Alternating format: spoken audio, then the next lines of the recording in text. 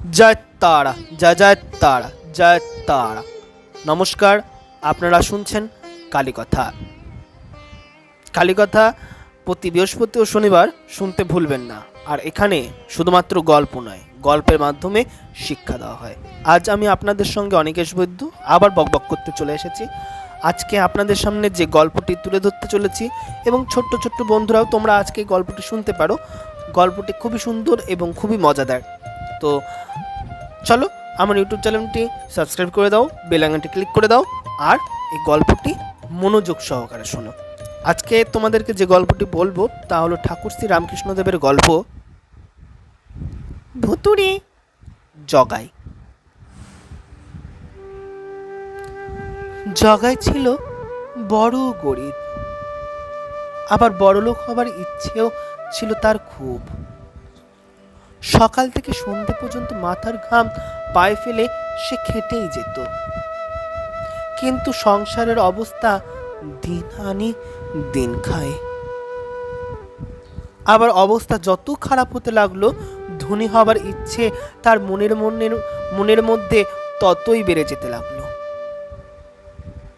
কোথাও কোনো সাধু সন্ন্যাসীর খবর পেলে জগায় সংসার ছেড়ে কাজকর্ম ফেলে দিয়ে দৌড়ে যেত সে সাধুর কাছে। তার বিশ্বাস, সাধু সন্ন্যাসী তাকে ধন পাবার উপায় ঠিক একদিন বাতলে দেবেন। অনেক দিন পর জগাই শুনল একজন মস্ত বড় সাধু শিব মন্দিরে এসে উপস্থিত হয়েছে। জগাই গিয়ে রাত দিন সে সাধুর কাছে পড়ে রইল, সাধুর সেবা করতে লাগলো। তার সেবায় সন্তুষ্ট হয়ে সাধু তাকে জিজ্ঞেস করলো, জগাই, জগাই, তুই কি চাস? বল বাচ্চা, আমাকে বল। জগাই সাধুর পা দুটি জড়িয়ে ধরে বললে, ঠাকুর, ঠাকুর, আমি বড় লোক হতে চাই, আমি ধনী হতে চাই, আমার সম্পত্তি প্রতিপত্তি থাকবে এমনটা চাই। সাধু হেসে বললে, ওরে ওরে পাগল ছেলে, সাধু সন্ন্যাসীরা যে ভিখারি গা, তাদের কাছে ধন চাইলে তুই পাবি? তুই অন্য কিছু চা। জগাই এ কথা শুনে আরো জোরে জোরে কাঁদতে লাগলো, আর ঠাকুরের পা দুটি ধরে ভেউ ভেউ করে কেঁদে বললে উঠতে লাগলো, সাধু, হে গুরুদেব, তুমি আমাকে একটা উপায় বাতলে দাও। আমি কিভাবে বড় লোক হবো, আমি উপায় বাতলে দাও। জগাইয়ের দুঃখ দেখে সাধুর মনে দয়া হলো। তিনি বললেন, ওঠ ওঠ বাছা, ওঠ, এক কাজ কর, তুই ভূতের সাধনা করতে পারিস বাছা। তাতে একটা ভূত তোর কাছে থাকবে চাকরের মতন, তাকে যা আদেশ করবি সে তাই করবে, যা আনতে বলবি সে তাই আনবে। এই নে, তোকে ভূতের মন্ত্র দিলুম, আয় সরে আয়। ভূতের মন্ত্র পাওয়ার পর জগাইয়ের মনে বড্ড আনন্দ, এত আনন্দ সে যেন আর বলার মতন নয়। সে আনন্দে গুরুদেবকে প্রণাম করে বনের মধ্যে ঢুকে ভূতের নাম জপ করতে লাগলো।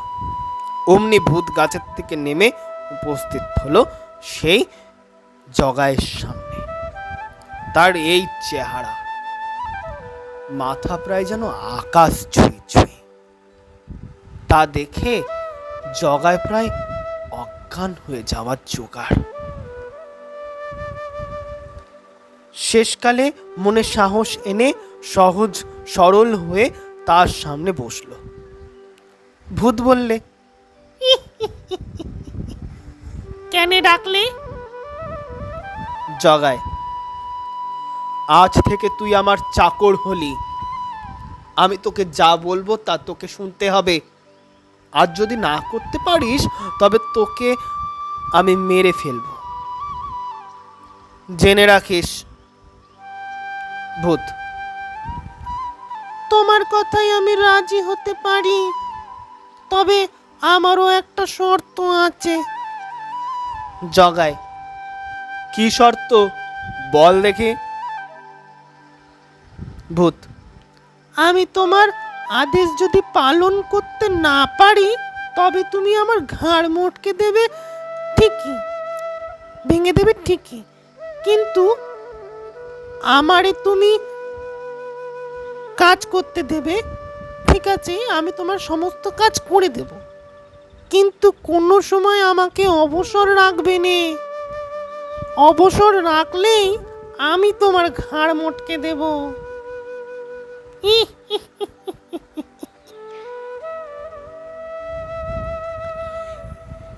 এই শুনে তো জগাই অবাক হয়ে গেল। হ্যাঁ রে বাবা, চাকরগুলোকে আমি খাটাচ্ছি, তারা কাজ করতে চায়নি, আর এ সর্বদা বলছে কাজ দিতে হবে, কাজ না পেলে সে আমার ঘাড় মটকাবে। এই তো আচ্ছা জ্বালাতনে পড়া গেল। আচ্ছা বাচাদন, তা দেখা যাবে। সে ভূত বললে। আমি তোমার কথায় রাজি আছি। ভূত বললে, তবে বলো আমাকে কি করতে হবে? মানে ভূত বলছে, তবে বলো আমাকে কি করতে হবে? জগাইয়ের ভয়ানক খিদে পেয়েছিল। সাধুর কাছে থাকাকালীন সে কিছুই খেতে পায়নি। তাই জগাই বলল, আমাকে সুস্বাদু খাবার এনে দে, আর সঙ্গে একটা শরবত এনে দে, খুব খিদে পেয়েছে। বহুকাল ধরে খাইনি যেন মনে হয়। যেই বলা অমনি ভূতটি যে আগে বলে অদৃশ্য হয়ে গেল। তারপর 2-3 মিনিটের মধ্যেই এক থালা খাবার এনে উপস্থিত করলো তার কাছে, এবং সুগন্ধি মিষ্টি শরবত উপস্থিত করলো তার কাছে। জগাই তো দেখে অবাক, এ কি? সে এতগুলো খাবার কোনোদিন চোখের সামনে দেখেনি। জগাই বললে, রাখ বাবা, খেয়ে দিয়ে নি, তারপর তোকে আবার কাজ দেব, বস। ভূতটি মাথা নেড়ে বললে, ওটি হবে নে, আমাকে কাজ দাও, নাহলে তোমার মাথা দাও। জগাই বললে, এ তো মহা বিপদে পড়া গেল। জগাই নেহাত বোকা না, তাই সে বলল, আচ্ছা আমি যতক্ষণ খাচ্ছি আমাকে তুই হাওয়া কর। এই বলা মাত্রই ভূতটি তার কাছে গিয়ে পাখা নিয়ে হাওয়া করতে লাগলো। অনেক খাবার, সে তো খাবার কোনোদিন চোখেই দেখেনি। এত খাবার খাওয়া তো দুষ্কর ব্যাপার, তাও কোনো রকমে সে খেয়ে উঠল। ভূতটি তার সামনেই দাঁড়িয়ে। জগাই বললে, ওই দেখ, একটা পাহাড় দেখতে পাচ্ছিস? ওই পাহাড়টার কাছে আমার একটা নগর করে দে দেখি। ভূতকে যেই বলা সেই কাজ। দেখতে না দেখতে এই পাহাড়টি একটা অপরূপ সৌন্দর্যে ভরে উঠল, নগর গড়ে উঠল তার চারিদিকে। ভূত আবার তার কাছে এসে উপস্থিত, আবার তাকে নতুন কাজ দিতে হবে। জগাই বললে, দেখ, নগরের ঠিক মাঝখানে একটা মস্ত বড় রাজপ্রাসাদ করবি, বাগান বাড়ি করবি, আর সব কিছুই ঠিক আছে, রাস্তাঘাটটাও কিন্তু সুন্দর করিস, এবং সেই রাজপ্রাসাদের মধ্যে একটু ধন সম্পত্তি ও ভান্ডারটাও যেন একটু ভালো করে করিস বাবা, মানে সোনা রূপা মণি মুক্তা সব কিছুই যেন থাকে। এই বলা মাত্র ভূত আবার চলে গেল কাজটি করতে। আবার একটু পরে এসেই তাকে সব জানালো। সব হয়ে গেছে মালিক, এবার কি করতে হবে বলো? জগায়ের ভারী ইচ্ছে হলো সেই রাজপ্রাসাদটি ঘুরে দেখবে এবং তার ভেতরে সেই অস্ত্র শস্ত্র ও ধন সম্পদের ভাণ্ডারটি দেখবে। তাই ভূতকে জানালো, আমাকে রাজপ্রাসাদের ভেতরে নিয়ে চল, আমি ওই ধন সম্পত্তির ভাণ্ডার এবং অস্ত্র শস্ত্র দেখতে চাই। ঠিক যেমন কথা তেমন তাকে নিয়ে গেল। নিয়ে গিয়ে রাজা তো সেই অস্ত্র শস্ত্র এবং সেই ভাণ্ডার দেখে অবাক। চারিদিকে মণি মুক্তা ছড়িয়ে ছিটিয়ে রয়েছে। জগাই এরপর ভূতকে বলল, শোন, সবই তো হলো, এবার আমার স্ত্রী পুত্রকে নিয়ে আয় দেখি। আর হ্যাঁ, আমার পুরনো যাবতীয় যা কাপড় আছে সব নদীতে ফেলে দিস, আর আমাকে রাজপ্রসাদগুলো দিস। আর আমার ছেলে পুলে ও আমার স্ত্রীকে আনার সময়তে তুই একটু ভালো করে সেজে গুজে যাস, কারণ তোর চেহারা দেখে আমার ছেলে মেয়েরা ভয় পেতে পারে এবং তাদেরকে রাজপ্রসাদে সাজিয়ে নিয়ে আসবি। যে আদেশ সেই কাজ। অল্প সময়ের মধ্যে সব কাজ সেরে হাজির হলো। তাদের দেখে জগায়ের মনে খুব আনন্দ হলো। এদিকে সে এক দুশ্চিন্তায় ভুগতে লাগলো। সে মনে মনে ভাবল, এই লক্ষ্মী ছাড়াটাকে নিয়ে আর পারা যায়নি। যেই মুখ থেকে কথা খসে পড়ছে অমনি সেই কাজটি 2-3 মিনিটের মধ্যে করে দিচ্ছে। নতুন আর কি কাজ দিই বলো তো দেখি, আর মনেই আসছে না। ভূতের চোখে তখন যেন আগুন জ্বলছে। কাজ দিতেই হবে তাকে। জগাই বললে, দেখ বাবা ভূত, এত বড় রাজবাড়ি, কোথাও জনমানুষ নাই, অর্থাৎ রাজপ্রাসাদে প্রহরী কই, মন্ত্রী কই, এবং চারিদিকে লোকজনের তো দরকার। কিভাবে চলবে বল আমার এই রাজত্ব আর রাজপ্রাসাদ? ঠিক যেমন কথা তেমনই সমস্ত কিছু জোগাড় করে দিল ভূতটি।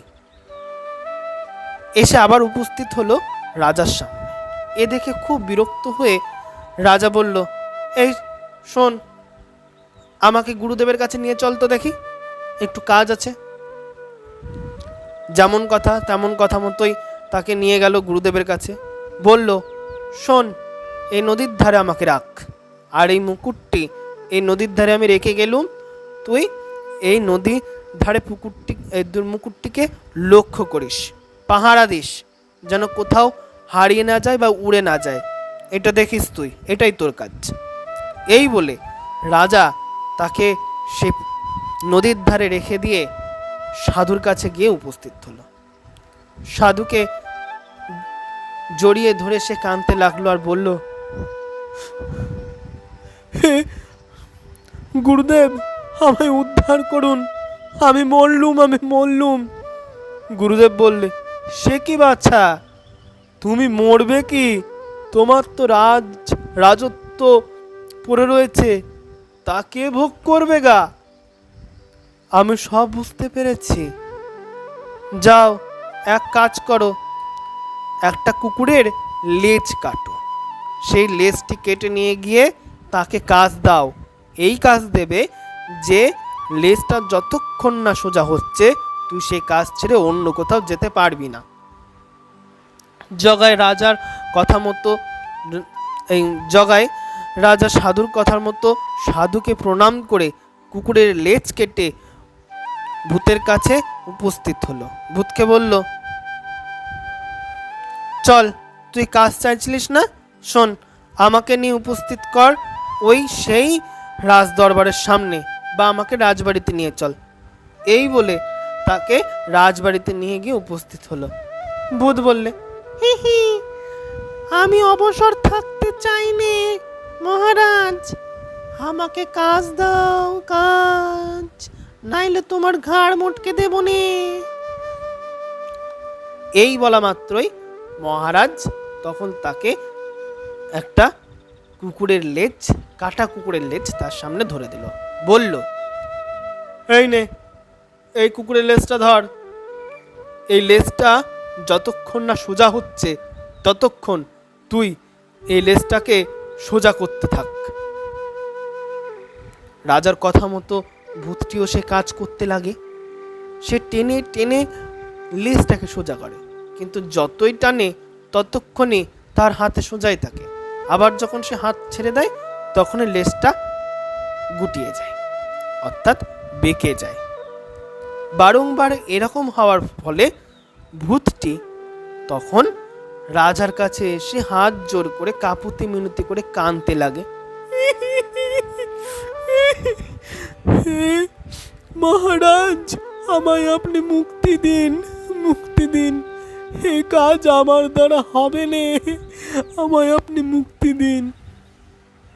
জগাইরাজ যা তাকে বলে, আমিও এটা চাই, নে তোকে আজকে আমি মুক্তি দিলাম। এরপর মহারাজের দিন আনন্দে কাটতে লাগে।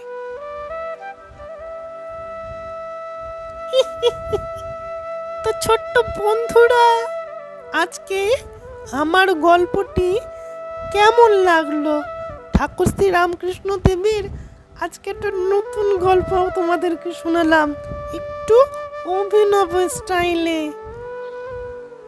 ভালো লাগলে পরে কমেন্ট করতে ভুলো না, কিন্তু সাবস্ক্রাইবও করো আর প্রচুর পরিমাণে শেয়ার করো। জয় তারা, জয় জয় তারা, জয় তারা।